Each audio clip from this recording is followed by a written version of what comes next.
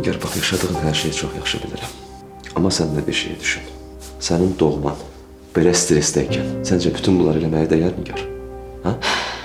Bax, nə qədər ki peşman olmamısan, bu yoldan geri dön. Fidan xanım, siz mənə çox inamlı şəkildə demişdiniz, peşman olacağım. Peşman oldum. O şərəfsiz Tural sizin boşanmağınızdan heç bir gün keçməmiş gəlib Nigar'a evlilik təklif edib. Nə? Salamlar. Niyə gəlmisiniz? Gəldim ki, sizi təbrik eləyəm. Ərimlə evlənirsiniz. Ana, Sizə ərimlə xoşbəxtlik arzulayıram.